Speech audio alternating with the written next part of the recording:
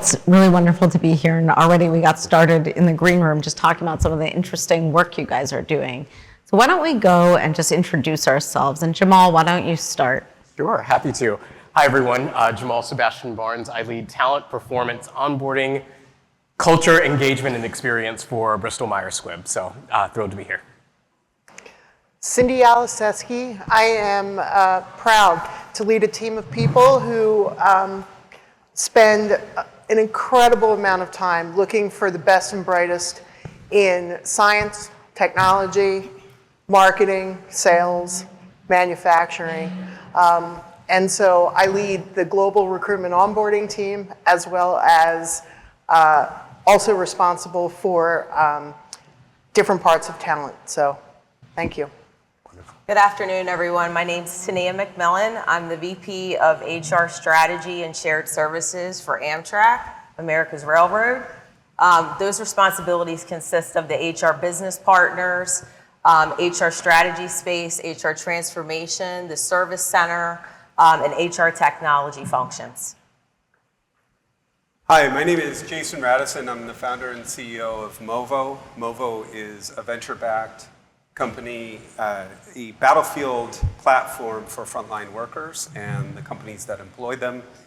We automatically dispatch tasks. We automatically assign workers to roles, and are really just trying to empower and digitize the frontline workforce. Before that, I worked about 10 years in the gig economy in 3 different platforms of 3 different unicorns. To my credit and my teams, I worked at Uber. I ran part of the country for Uber, the West Coast. After Uber, I ran a company called 99 Taxis, which was the first big ride-sharing and gig economy platform in Brazil. We had a very successful exit. We sold it to Didi Xuxing for $1 billion very quickly after starting up peer-to-peer there. And I also ran and was part of the early team in Rappi. If you guys have been to Latin America and used Rappi for any of the dozens of services that they provide in that country. Really excited for this discussion today. I think productivity is such an important topic, and I'm particularly passionate about helping make our frontline workers in this country more productive. And hello, everyone. I am Nicole Boyko. I work at Perceptics. And Tonia, I appreciated that you said America's Railroad, because I think our leadership team would want me to say we're not an employee experience company, but we're the employee experience company. So we do, we have helped to work with other customers globally, all industries, all sizes, to design and implement their employee listening strategies to help boost things like engagement and productivity. I am a senior workforce transformation consultant there at Perceptics, and so my job in particular is to work with customers to understand what their talent and business needs are, and then make sure that we're designing a program to help meet those needs and measure those outcomes. Interesting. Productivity, it's a loaded term and a really interesting term, and it's changing so fast, I think, how we think about it. So why don't we start and talk about how you're using technology and data in your workplaces to empower employees? And why don't we start actually with Cindy on that? Yeah, thank you. Appreciate it. Just to give you some context, right? So the team I lead manages about 16,000 requisitions a year, right? And we get about 750,000 applications. And for the most part, yeah, crazy, right? Here. And for the most part, the team processes all of those transactions pretty much manually. Yeah, okay, we've got an applicant tracking system, right, supporting that. But it's pretty bulky, it's pretty cumbersome. And so at the beginning of this year, we embarked on a journey to see how can we use technology and data to speed up and help make folks more productive. They were burdened by a lot of heavy admin, right, which was preventing them from having the conversations that I need them to have with the scientists, right? So what are some big elaborate stuff that we can maybe get into if the questions take us there, but what were some of the quick short hits that we embarked on. The first was MS Bookings. Couldn't believe we weren't using it, right? So got the tech team to give everybody access globally to MS Bookings to allow the recruiters then to set it up. It does take a few minutes to set up, but it allows them to then send that out to candidates so that they can schedule their own time with the recruiter for the phone screen. Sounds super simple, but honest to gosh, it has been a huge time saver for our teams, which is incredible. The second thing is we have our own internal chat GPT. It's called Gigi is what we call it. And we gave our recruiters access, and they use Gigi to develop the Boolean strings that they then take and drop into LinkedIn for searches. And that has saved, I've seen it happen, it's incredible. And it has saved so much time because before they would create the string themselves, which took up a lot of time, and now this chat GPT tool helps develop it for them. So those are like two like quick hits that immediately gave time back to the recruiter so that they could spend more time doing the more valuable things like talking with the scientists. And so I just wanted to share those. I have a whole bunch of other ones too. Awesome. That's pretty interesting. Who else has internal chat GPT? I'm just curious, like within, yeah. Okay. Wow. So, Jamaal, now, I know you recently launched a skills platform, and that's been over 70% of your workforce is using that. Can you talk about some of the gains there? Absolutely. Maybe if I take a little bit of a step back before talking about it. Passion and accountability are core touchstones to what we believe in at Bristol-Myers Squibb. It's what fuels our workforce to be better for patients around the world. And so when we thought about this question of accountability and passion, we recognized that we had an opportunity to help support our workforce in holding themselves accountable to owning their own careers, right? And that came up in a panel earlier, while also igniting the passion for their own growth and development. We have a ton of passion for our patients, right? And sometimes that means that we forget about ourselves simultaneously. And so really bringing that inward. And I'm so excited because we have a number of our Bristol-Myers Squibb colleagues and key partners who have been part of this journey with us. In May of this year, we launched a skills-based platform called MyGrowth that really ignited opportunity for our workforce to really think about how can I discover opportunity? How can I find mentors? How can I find new jobs? How can I find new ways in which I can develop skills to be better for patients day in and day out?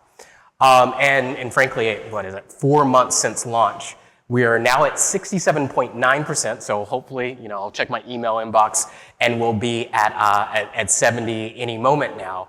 But in the scale of what that means for us, that's 22,000 individuals globally who have gone on this journey, right? Of figuring out what does it mean for me to be able to understand the skills that I have today. We've also been super clear and transparent about the skills and capabilities that we need for the future. And then how can I create and co-create with my manager with a little bit of AI on top of it, a journey that helps me to grow and develop. So that's been a really key component of our journey. And I do want to say thank you to so many people who are actually in this audience who helped us really do that effectively. Interesting. Wow, I work in media, and they say that media's, we cover trends, but with the internet news, I work at a newspaper. Newspapers were a little bit behind with the internet. You might have heard about that. And now I'm listening to you guys talk about AI, and I'm like, wow, we're pretty behind with AI. Dude, I'm in a working task group. We don't have it internally, not the same way. But anyhow, so Nicole, you are working a lot with, you're a consultant, so you're working in many different environments. How do you deal with management squeeze? And can you just kind of define that for us and walk us through how it's affecting the different corporations that you work with? Yeah, absolutely. Jamaal just said something that totally resonated. We talk a lot, with the customer-facing types of organizations I support with. If you take care of your employees, your customers will be taken care of too, right? Happy employees mean happy customers. But how do we take care of our employees if our managers aren't being taken care of too? And so I guess how many of you out there in your early on careers were a frontline or a middle manager? I was like, none of you? Wow. Tell me your secrets. But how many of you felt like you had the skills and the capabilities and the development and the coaching and the resources and the time that you needed to actually be good at that job in the early stage, right? I'm seeing, some heads. So that's a little bit of what we're hearing about in some of our Perceptics research right now, is we're calling it kind of the manager squeeze. From I think last year to this year, we're seeing when you ask managers, they're saying they feel 40% more pressure compared to last year from both their direct reports, so direct reports up, but also from their senior leaders down to them. 40% more just in 1 year. With the senior leaders, right? It's if I'm a manager, it's how am I making sure I'm satisfying my senior leader or my direct manager. Whoever that is, but I'm also, cascading their vision and making sure that I'm aligned and that I'm motivating and inspiring my team to connect their work to that vision. And then for your direct reports, right, we all know that, how we have to develop them and we have to manage their work-life balance, and, the list goes on with development and feedback. But what we're hearing is that managers are at, 70% believe that they don't have a reasonable workload and that their well-being is suffering, and it's significantly lower than any other job level out there. And that's what we're hearing is I don't feel like I have the support. I don't feel like I have the resources. And so, just to kind of bring it back, I think as we think about taking care of our employee base, you got to start with those middle managers, and you have to understand what do they need to succeed in their careers. And a lot of the times when you ask, it's things like coaching and development, which we can deliver, right? We have technology, we have appropriate means to do that. But when you ask why are they not engaging in those things, they say, I don't have time. And I'm sure all of us probably would say that, right? We know that time and workload are key opportunity areas, but finding ways to carve out time to support our managers will hopefully help with that manager squeeze go forward. And kind of on a related note, Tonia, I know at Amtrak, there's been work with employee satisfaction around ERGs. Can you talk a little bit about how those groups, and I think you call it train of thought, that's kind of cute, like talk us through that. Yeah, absolutely. I'll just start by saying our employees are watching us every day and how we show up as leaders, regardless of what role you hold in the organization. And train of thought, kind of how that ERG came about, is I actually founded it myself. During the pandemic, it was a difficult time for Amtrak. We go from being a railroad to trying to figure out how to have some of our management employees work in a remote capacity. But one of the jobs that I was tasked with during that time frame was to help navigate some of the calls that were coming in through the pandemic. It was pretty much all hands on deck, talking about anyone who was exposed or may have been around someone. We're talking about train manifests, which means everybody on the train during that time frame who could have been exposed. It was the perfect storm. And there was a couple of calls that I was taking, and people were literally hurting. They were tearful, they were crying, they maybe had lost a family member. And, I laid in bed one night and I was like, what can I do? I need to do something to show up as a leader to make sure our employees understand that I get it. So I was like, what's catchy? Train of thought. It seems like nobody can really focus right now. So I called the chief safety officer and I said, I want to start an employee resource group. I want to call it Train of Thought. He's like, okay. I said, let me tell you why I want to start it. Let me tell you the calls that I just took over the past 24 hours. We had our first initial kickoff call, and I would say probably about 500 people joined that initial dial-in, so that was telling that we needed to start focusing on mental well-being and creating a psychological safe work environment. And what that all leads back to is, you want people to be engaged, you want them to show up to work, you want them to be productive, but they have to feel safe in raising their hand when something's not right, safe in speaking up when they have an opportunity they want to share with others, And it's quite unique for our organization. We have 25,000 employees at Amtrak, and 19,000 of them are protected by collective bargaining agreements. Yeah. And we have 12 unions and 23 agreements. So it can be quite challenging at times for us as an organization, but we have to realize that there's not necessarily, I would say, a one-size-fits-all. You have to know your culture, be willing to try something else, and try something else until you find something that will definitely work for your organization. But the best advice that I could give to anyone is it's one thing to talk about employee resource groups and the importance behind it. It's another thing to actually start one, sponsor it, be a part of it, be engaged, so people can see that you understand the human and human resources, and be a catalyst to help with the change you're trying to drive in your organization to help increase that productivity and engagement that you want to see. Just That's something awesome. real quick. Yeah, absolutely. Just to piggyback a little bit, I think we'll talk in a little bit more about listening strategies and how important it is to take action. But I say to every single one of my customers, the most important action you can take is just to listen. Like that is an action, and to hear them and to kind of feed that back. So just having the ERGs and having those conversations where people feel psychologically safe to speak up, that in and of itself is going to boost engagement and productivity because people feel heard. So love that. Yeah, absolutely.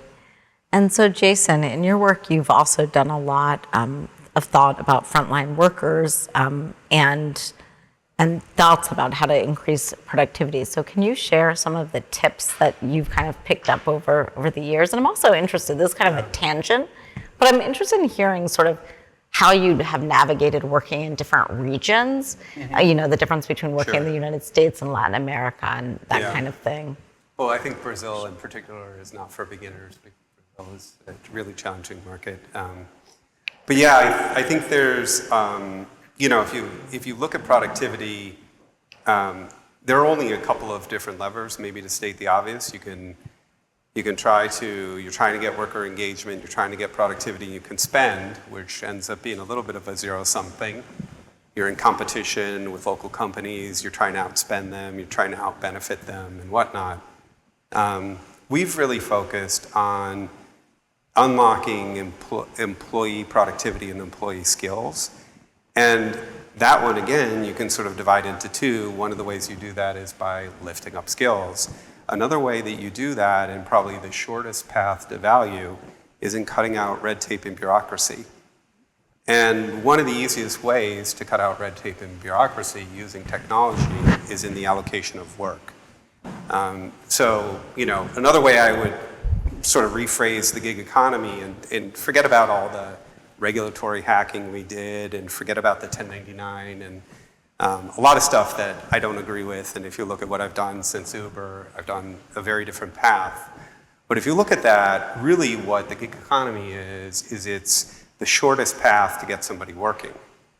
And I think there's something that we can all benefit from in looking at that. And part of what we're doing with my company now is we're trying to make it possible to hire people in 90 seconds, to continually recut the schedule all day long, every day, to give people the flexibility that they want, whenever they want, wherever they want. And so the company is always putting the right person into the right job at the right time, and no more and no less. Because one of the worst things you can do to a person is have them sticking around the office when they're not productive. It's much better, and if you have a lot of different employee preferences out there and you're able to systematize that, you can actually, at scale, give people the flexibility that they want in their day-to-day. And so that's a little bit of how we view the problem and sort of the way we're working on things. And when you do it properly, the difference between having a really efficient work allocation in your company and not is like 30 or 40% productivity. Think about a 30 or 40% reduction in payroll expenses or a 30 or 40% increase in the output of the payroll that you have. It's massive, and there are very few levers that we have out there in the economy, and we're particularly focused on blue collar because that's where it's at. It's not about white collar people. For white collar people sitting behind a desk, we've been benefiting from technology for a long time. we've all gotten our 30 or 50% productivity increase from those kinds of technologies. Maybe, I don't know, the cultural differences, I think, I'll say something just very general, which is, I think a lot of people in technology it's easy, we obsess about the product market fit problem, right? What's the market for this, and how does this technology fit that market, and what am I doing with my software development to make this product work for, oftentimes for you, for the corporate client of that company.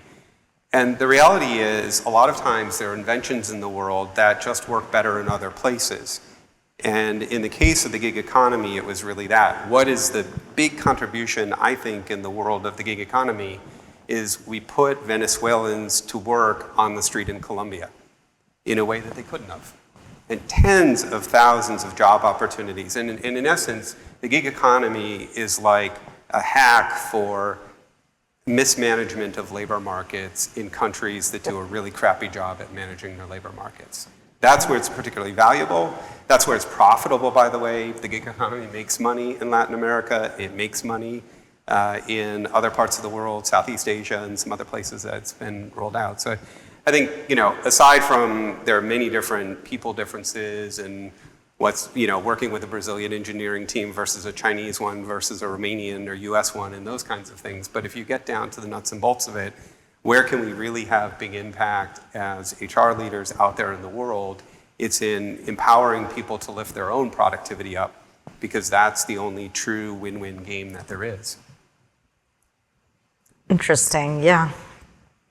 Well, yeah, here in Philadelphia, I would say that the rideshare economy is definitely thriving. There's so many, my kids on our block, they're like, Mommy, why is there constantly people getting Ubers? Because anytime we try to go anywhere, there's like a line of cars just backing up. Okay. I think just to add, I think there's a challenge that we're seeing, and we're seeing in the developing world first, which is a lot of HR leaders in the developing world are saying, crap, what's next? Because I know 20-somethings are the workforce I need, and they all grew up working for Rappi or working for Uber or working for one of these other platforms. And you know what? I can't sit them at a terminal in the back of the plant working on SAP. It's not, they're going to need modern technology in order to really feel a part of work, and they're going to expect it because of all the other things that they're doing in their lives that's all based on very modern technology. Right, and kind of an on-demand that mentality pace. Is on-demand and mobile, I think, above all. Yeah.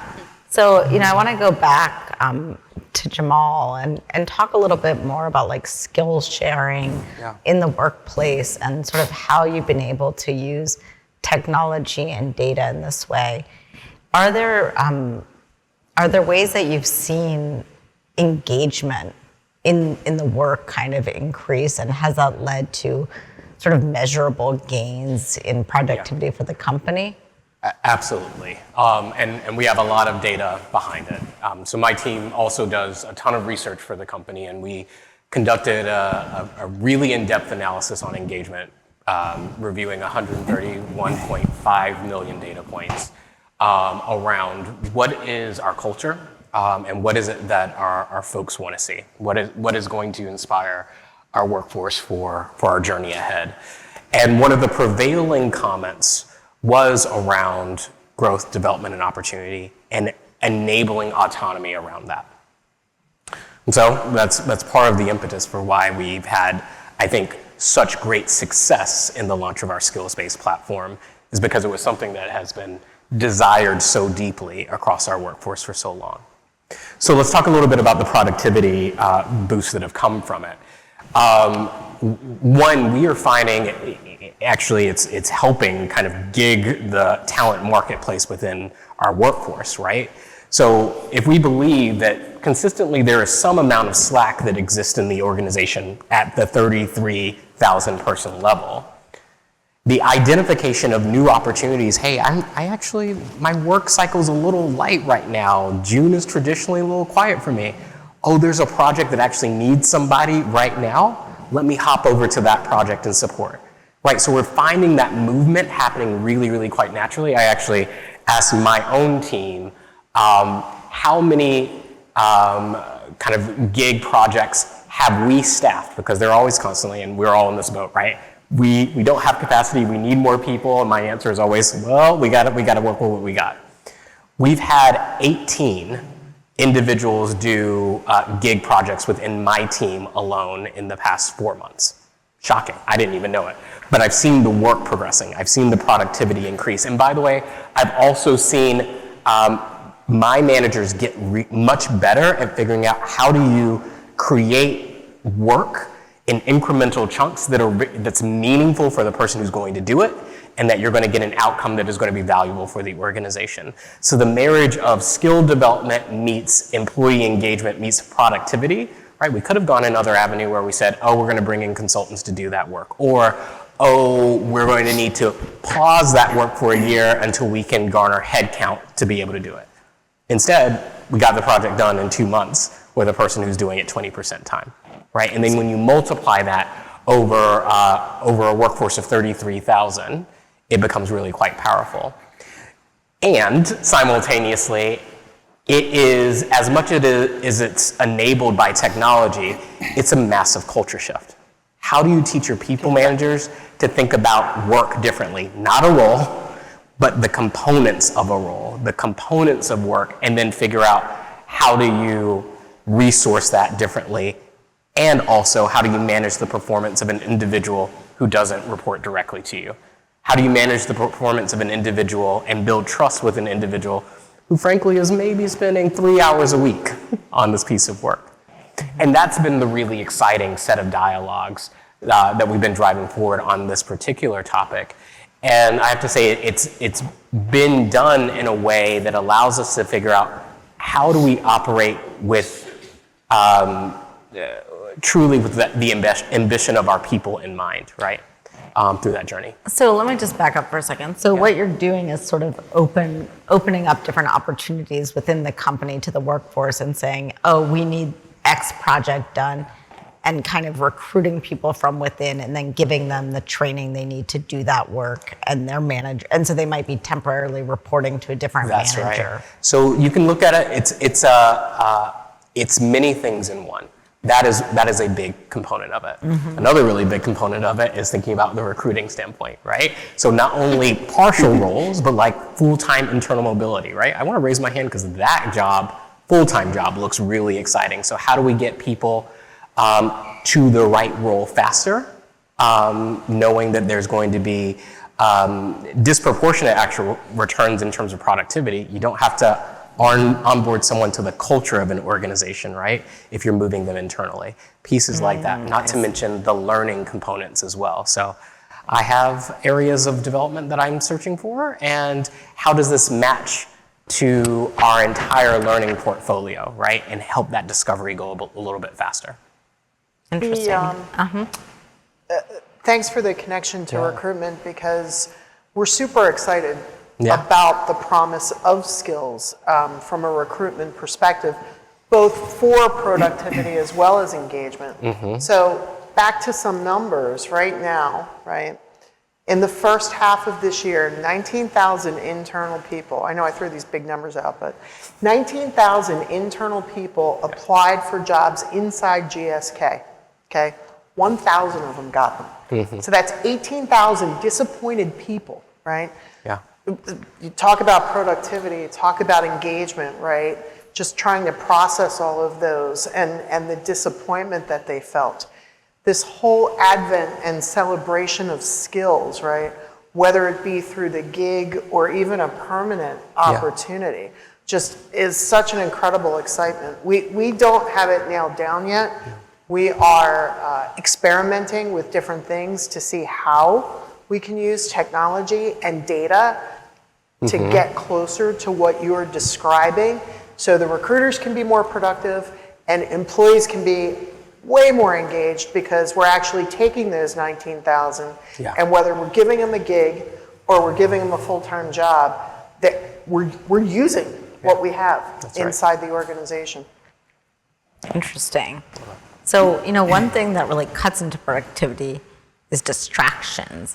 Tonia, can you talk a little bit about how at Amtrak you've sort of been managing that challenge. And, I think that this is interesting, at least to me as a manager in a newsroom where people are constantly racing to breaking news and moving between many, many things. The Slack pings, the phone calls. How do you manage that, and what are the best ways? Yeah, so I'd say it's two parts. So when you're talking about kind of your management, traditional management population, like not working on board a train in an office setting, one of the things that we're utilizing is something that's already in existence. It's in Microsoft calendar management, where it tells you the times when it's best to send an email to someone, when it's not best. Also blocking off time and just being deliberate with putting focus time in your calendar where it's ever standing, and putting those, I would say, boundaries up as far as knowing how many meetings you are willing to take in a day, and building in that break just for lunch. I would say during the pandemic, a lot of leaders reached out and they were like, even though we have this option of working remotely now, I find myself sitting in front of the computer until like 7 o'clock at night until my husband or my kids are knocking on the door. Are we having dinner tonight? You lose track because you're in a comfortable space. You're in your home, which was a positive. But I would say as far as that's concerned, it's just building in those blocks of time, which is kind of a no-brainer. You manage your own calendar to the best of your ability. You draw that line in the sand. You know what your boundaries are on how many meetings are appropriate for you to take in a work day. Now, for the manager who's not sitting behind a computer and is more in a frontline type of atmosphere, we started something called an extra board for managers. So for our agreement population, we have an extra board, and basically it's just a pool of employees ready to go saying, put me in, coach, I can cover this shift, I can cover this schedule. We never really had that for management employees. And it was one of the things that they asked about. Part of it is because of regulatory reasons. At a railroad, there's certain things you have to be qualified on, there's certain jobs you can and cannot do. But we were started to be more deliberate in how we were staffing.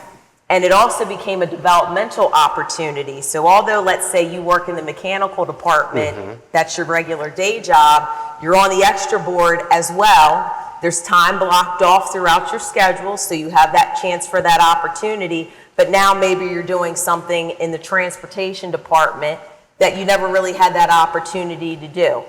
It will help when it comes time for that next promotion. Maybe you want to be a superintendent in a different part that you never thought was going to be achievable.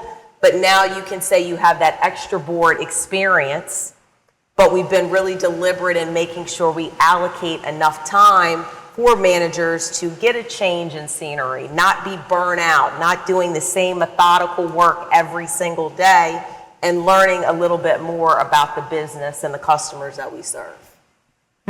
Interesting. Cool. Anyone else have any tips on this front? Maybe the one thing that I'll highlight, because we've been thinking about just performance generally, right? And I'm a big believer that performance is ignited through conversation, and conversation requires clarity. And that there is an ongoing dialogue that happens across all levels of the organization. And we have to be really clear on what's important and what's not important in order so that we can actually stop some of that noise, right? I know in my space, and I feel it myself, the constant dialogue is like everything feels urgent. Everything feels important. And so when you add in this layer of how do we enable and support managers in translating what is the most important thing so that they can translate it for their teams, but also for themselves because they're in that sandwich place, it becomes really, really important. So we've been having a series of ongoing dialogues this year with our managers, particularly on what is the basics of just defining what's urgent for the next 6 months, what's urgent for the next 12 months, and give ourselves the permission to say, I'm sorry, it's not important right now. And that permission part is the one where I find it very sticky for people, right? So that's a little bit about how we've been thinking about it.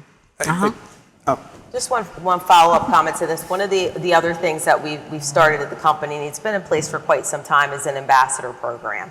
And what that is if you are a management employee, the expectation is that you spend some time in the station with our customers. So if you ride Amtrak, you may have someone with a yellow vest helping you or telling you where to go. It could very well be the CFO of the company, or it could very well be the CEO. And it's not to forget about our, what the bottom line is while we're there to service our customers, whatever business that you may be in. You can't lose that touch. Sometimes what happens as you continue to excel in your career or develop, you get a little bit out of touch as to what's happening on the front line. So the expectation is that you step up to the plate, you spend time with their customers, you get ideas from our customers on how we can improve on things. But that's something that has really resonated with a lot of our frontline managers and saying, oh, the CFO's coming today and they're going to manage traffic in Union Station. It just shows that dedication and commitment. It's not a requirement, but it's an expectation as a leader of the company. Love it. That's Love awesome. it. I was going to say, I think what we've learned in tech, and what's probably different from non-tech companies is we try to get everybody in the company on the same way of working as the team that's the most performant in the company, which is generally your engineering team. And so, the best practice is to have the non-technical teams on the same sort of task management system. In other words, how else do you justify that the engineers come to work every day and have a big long task list that they knock out, and white-collar workers or non-engineering workers come to work and sort of go to meetings and maybe get some stuff done, and it's all on their own time and their own schedule, and eventually at the end of the quarter you might review them. The engineer gets in trouble if he doesn't or she doesn't push code today. So I think in tech, what's really helped us, because the engineering culture is so strong, is just to say, look, this is how things are. And it's not just tech. You can find great logistics companies. You can find great retailers. You can find all kinds of great manufacturing companies that work similarly. But I think you're looking at sort of productivity, and I think it, in some way, is really just empowering and sort of grounds the organization if you can align around those kinds of things. I mean, and that probably with engineers, there's really quantifiable goals. And so Very kind much of so, extending that out the workforce. Nicole, do you have anything to add on there? No, I don't. I think I would just be redundant if I repeated there. So I'm good. So what Nicole's actually talking about something that I thought was pretty interesting back in the green room that we're going to get back to, the idea of nudges. So let's talk about nudges. Yeah, and I guess I'll start with, we're talking about engagement, we're talking about productivity. Jamaal already, shared a little bit of the data. We know engagement matters because we know that it is linked to all those key outcomes like productivity and safety and customer satisfaction, et cetera. And so through some of our research at Perceptics, we know that the more mature of a listening strategy that you have, the better engaged employees you're going to see. We see 7 times, more likely to stay with an organization for those customers with those mature listening strategies. So what is a mature listening strategy? There's really kind of 4 components that go into it. So first and foremost, starting with your business priorities. Again, what matters to you? What do we care about the most? Making sure that we're listening through multiple channels. So, not just maybe a once a year survey, but are we doing topical pulses? Are we using crowdsourcing to really understand and involve people in that action planning process, behavioral listening, et cetera? You get the point. So multiple listening channels all aligned to those key outcomes and priorities. And then it's speed. And not just speed to getting the results, giving the results and the insights to managers and leadership team, but the speed by which I as an employee feel that change is actually happening. So how good are we at actually taking the action and kind of connecting those dots back for the employees? And I'll come back to that in a second.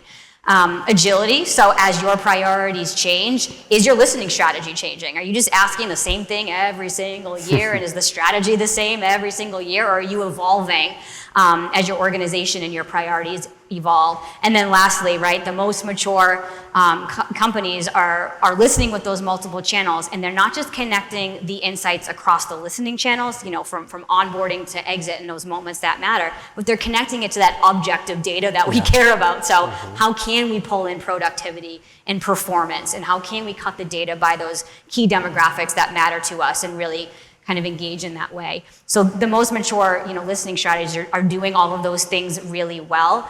But the piece I want to go back to is that kind of that action planning piece. I talked about how important it is that you feed back that information, having those feedback discussions. So it really is important that we explicitly say, hey, we heard this from you and this is what we're doing about it. It's not enough to do something about it if your employees don't understand that connection. So if it's leadership development, it's, hey managers, we heard you need this support and you need more coaching. This is exactly what we're gonna do about it and this is why. Or if you can't do something about it, explaining that too and being transparent. And then the second piece of that, explicitly connecting the dots, but how much you involve your employees and co-create on those solutions is going to make all the difference when it comes to engagement and productivity. And so nudges is one way to do that. Like typically your manager needs to make an action plan. We just talked about the manager squeeze. I don't have time to make an action plan. With the nudges, it's something that we've been implementing at Perceptics. These nudges come in, they're all backed by science, behavioral science, linked to these key outcomes. So if growth and development is a key opportunity for me as an individual contributor or for my manager, I'm gonna get these nudges through my Slack, through my, whatever flow of work makes sense for me, just with these tiny little changes in my behavior. And we found through our research that it matters. And when you do engage in these nudges, you don't see just engagement, but you see behavior change. Those are those key outcomes, those objective things that we care about and that our leadership teams and our boards care about. I will say, I just want to note too, a lot harder with those dispersed workforces or when you're talking about more blue collar things like that. And so that is why it's so important. The more that we can find ways to involve and co-create with all of our employees, the bigger the difference you're going to see. Especially if you're blue collar on pen and paper. Yeah. Yeah. I think one of the things that we're seeing in tech workforces too, and it's just, I think it's the elephant in the room, we got to talk about it if it's okay, is, Gen AI really is meaning, and we're seeing this in big tech, basically a 30% improvement in productivity in the white collar workforce. And anecdote from our day to day, we have entry level algorithms engineer. So engineer 1 or 2 years out of university, out of the computer science program, day-long tests that we give them. It used to be that ChatGPT in version 4 or 40 would require like an hour of somebody fixing the code. If we gave it our essentially day-long testing example, it would sort of kind of get to an answer in 5 to 10 minutes, and then you'd need to fix the code for an hour. With 0.1, with the version that came out 2 weeks ago, it gives you a perfect senior engineer level, spotless code, 5 or 6 advanced things you didn't even ask for, straight shot in 15 seconds. And so the bigger question is, what are we going to do as this amazing productivity lever comes into our workplaces and all of a sudden all kinds of white collar jobs are 30% more productive? What does that mean to our day to day? And that's, I think, part of the way we're sort of looking at the world is that process is happening. And I think the tech industry, we always kind of think of like, we've got to be on the cutting edge of that. What our workforce tech can't just be whatever IT decided to buy for us. It's got to be whatever the leading edge is to really stay on top of our game. And then I look at the blue collar workforce and I do think, what are we doing? Because the demand for that work is just going up and their productivity hasn't gone anywhere. So lots of interesting challenges right now, but I think this ChatGPT, Gemini, pick your model and pick your service is just amazing, and it's going to be so much more impactful on all of us than we probably can even imagine right now in the next couple of years. Yeah. What were we going to say? I was just maybe make two really quick connections on this one, right? I know in an earlier panel, there was a lot of conversation around the 4-day work week, right? And I know that is a direct dialogue that's happening between with increases in productivity related to technologies. Does that mean that we just add more things into the 5th day, or do we just cut it down to a 4-day work week? And then the not inverse, but the other perspective that I would offer is, I know that many organizations have gone through skills journeys and the immediate response is, well, the AI enablement just isn't there yet. But to the comment that you made earlier, give it 6 weeks. Right. And I think that was a big journey for us. Like we were like, I'm looking at some friends, we were like, this does not make sense. Why is it saying that I could be the next head of drug development? That's not a thing. Right.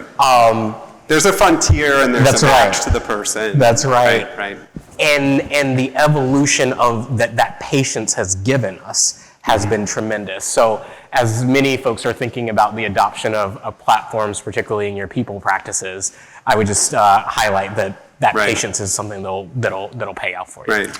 Well, last year, Harvard did some research with BCG, and I think BCG is a good proxy for white-collar work. I mean, it's high-performing white-collar folks out there working on these projects, and it was a 30% improvement in their productivity. Yeah. In output and in quality on both axes. So, and that was last year's version of all the models. Absolutely. Bringing it back to the beginning, I wonder, the comment that you made earlier around the pressure that those what did you call it, middle manager squeeze? Manager squeeze. The manager squeeze. Wonder if that manager squeeze is happening because of the pressure of AI and technology. Absolutely, and it's they're part being of it. asked Right. to, Right. do more Yeah. with less because, hey, AI is here. Interesting. Yeah. Yeah, I Very mean, interesting. AI, I think, is definitely a whole other conversation. I would be very interested in listening into that conversation. I think it's going to transform our workplaces immeasurably. But we're out of time. It's time for possibly a cocktail hour. So there's a lot of great cocktails to be had in the city of Philadelphia. So I wish you all well. Thanks, everyone. Thank you.